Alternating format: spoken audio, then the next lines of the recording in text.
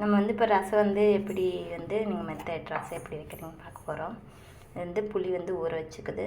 உங்களுக்கு வந்து வெறும் பச்சை தண்ணியில் வந்து புளி போட்டு ஊறக்கு லேட் ஆகுது அப்படின்னா தண்ணி ஊற்றி அந்த தண்ணியை வந்து கொதிக்க வைங்க.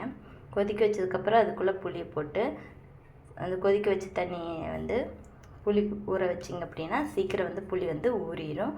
டக்குன்னு உங்களுக்கு வந்து ரசம் வைக்கிறதுக்கு டைம் வந்து சேவ் ஆகும்.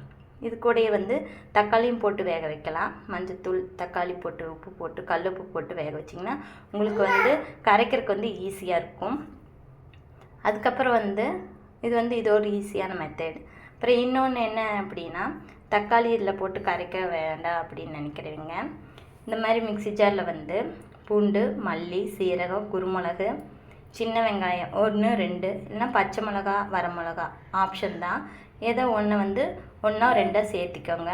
அது போக ஒரு தக்காளி இதெல்லாம் சேர்த்து அரைச்சிங்க அப்படின்னா உங்களுக்கு ரசத்துக்கு நல்லா வந்து ஃப்ளேவர் எடுத்து கொடுக்குற மசாலா வந்து ரெடி.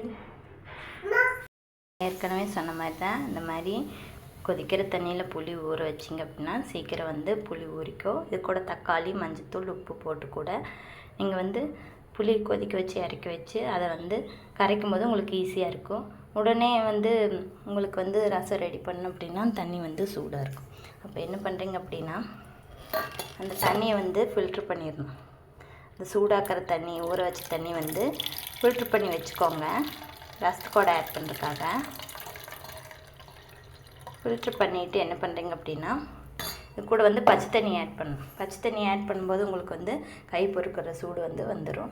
அதுக்கப்புறம் புளி கரைச்சிங்கன்னா உங்களுக்கு வந்து ஈஸியாக இருக்கும்.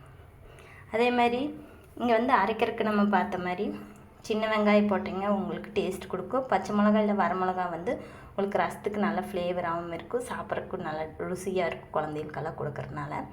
இதில் வந்து பூண்டு, குருமிளகு, சீரகம், தக்காளி வந்து புளியிலையும் கரைச்சிக்கலாம். இல்லை அரைச்சி ஊற்றினீங்க அப்படின்னா உங்களுக்கு தக்காளி ஃப்ளேவர் வந்து இப்போ ரசம் வைக்கிறனால சூப்பராக இருக்கும். தக்காளி ஆட் பண்ணும்போது உங்களுக்கு ரசம் வந்து டேஸ்ட்டாக இருக்கும் சாப்பிட்றதுனால.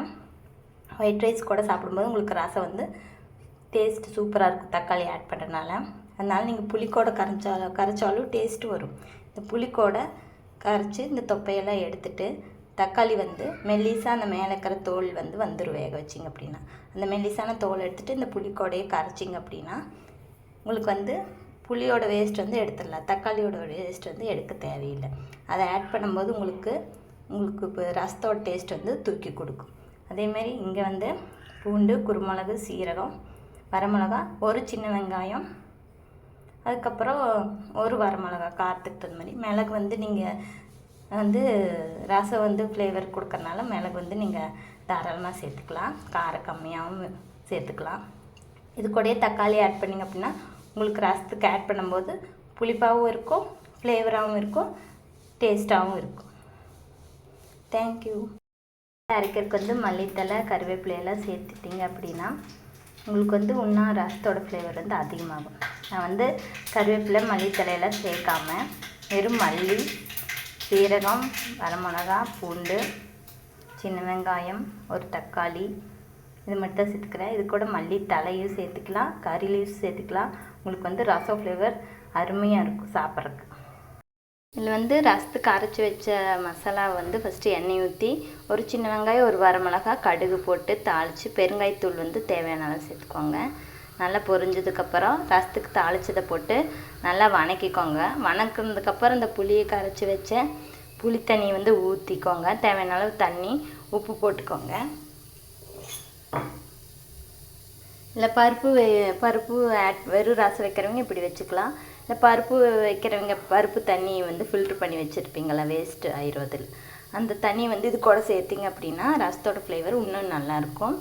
அப்புறம் ரசம் வந்து கொதிச்சதுக்கப்புறம் இறக்குனீங்க அப்படின்னா உங்களுக்கு டேஸ்ட் வந்து நல்லா இருக்காது. நல்லா நொர கட்டுனதுக்கப்புறம் ஆஃப் பண்ணிட்டீங்க. சிம்மில் வச்சு நல்லா நொர கட்டுனதுக்கப்புறம் ஆஃப் பண்ணிட்டீங்க அப்படின்னா ரசம் வந்து உங்களுக்கு சூப்பராக இருக்கும், சாப்பிட்றதுக்கு நல்லா அருமையாக இருக்கும். நுரைச்சி மேலே தெளிவாக நிற்கையில் நீங்கள் வந்து ஆஃப் பண்ணிடலாம். அடுப்பை கொதிக்க விடக்கூடாது, டேஸ்ட் வந்து போயிடும் ரசத்துக்கு எப்போவுமே.